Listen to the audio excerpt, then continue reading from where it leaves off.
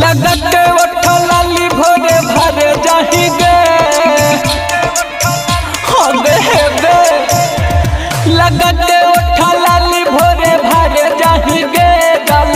ढर जाही की लाइन मार जाही गे जल ढर जाही की लाइन मार जाही गे सब कोई अगर तू पछारे जाही गे सब कोई अगर तू पछारे जाही गे जल ढर जाही की लाइन मार जाही गे जल ढर जाही की लाइन मार जाही गे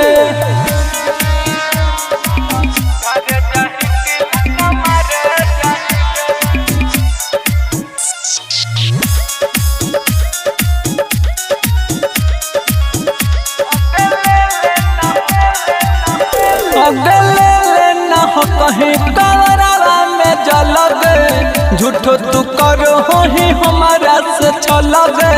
छन छन में छोड़ी जाही बदल गे गे हगे भोले बाबा देखित हो तुम तोरो तारा नामा मरो हो ही जकरा पर तो नहीं कमा झूठो के बाबा के दुआरे जाही गे जल ढर जाही की लाइन मार जाही गे जल ढर जाही की लाइन मार जाही गे सब कोई अगर तू पछारे जाही गे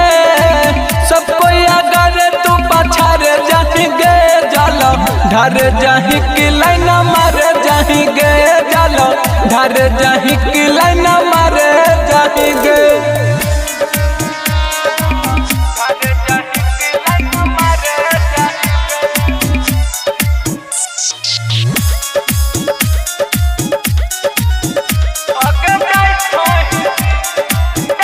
अगे जाए थोही सीधे का छोड़ी देवा घरावा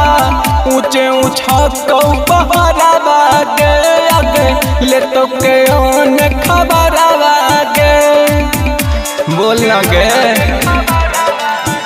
होगे परे माया हीरावा के बढ़िया तक दिरवा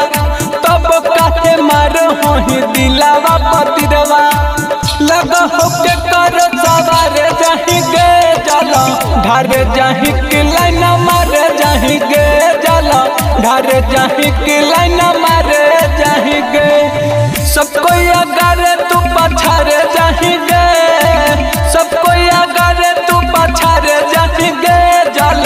ढर जाही की लाइन मार जाही गे जल ढर जाही की लाइन मार जाही गे। पूजा रिकॉर्डिंग स्टूडियो जहानाबाद।